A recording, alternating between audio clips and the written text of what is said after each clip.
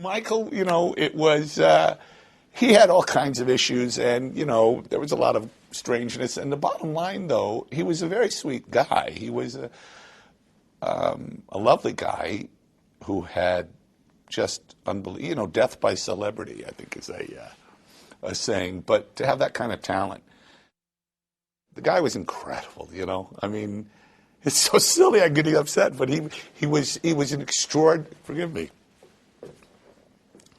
I apologize. It's not like me. He was very, very clearly something about Michael touched people, and regardless of all the jokes and all the eccentricities and odd behaviors and wackiness, the truth is, it's amazing.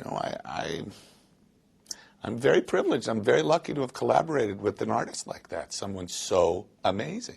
And it's not fair. He's only 50. It's not fair.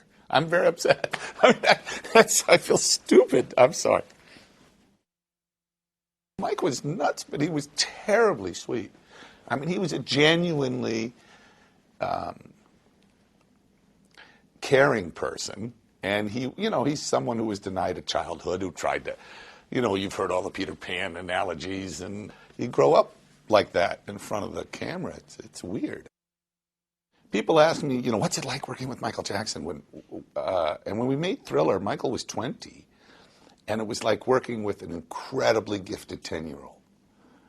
And in no way do I mean that as a criticism. It was, he had real, he was emotionally stunted. I don't know.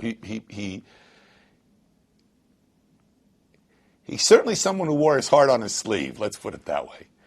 And he always made me laugh.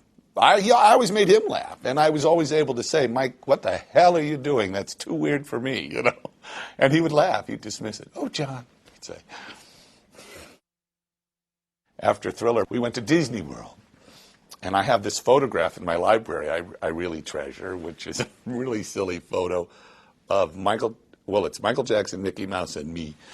The guy took like 2 pictures when I heard this deafening noise.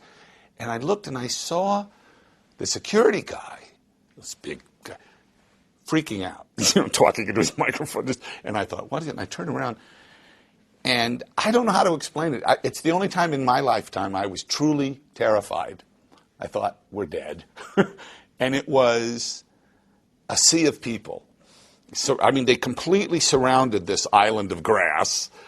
They were held back by this little chain. And when I say a sea of people, people as far as you could see in every direction, thousands of people. I don't know how many people, but thousands of people, all of whom were hysterical. The kind of hysterical like Beatle, Elvis, Sinatra hysterical. They were Michael Jackson hysterical. And I looked and I thought, oh my God. And it got louder, and the screaming. You had to shout to hear the person next to you because of the screaming. And they were, like there.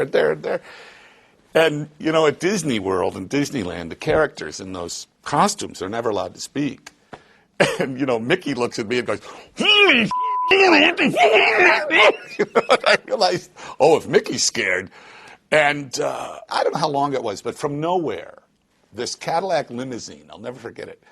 I don't know where it came from, just Disney magic, this Cadillac limousine, and the security people grabbed Mickey, Michael, and me, all 3 of us, threw us into this car with Mickey's giant head, we're like, so there's Mickey, Michael, and me thrown into this car, and they slammed the doors, and the chains broke, and it was like the ocean, it was like surf.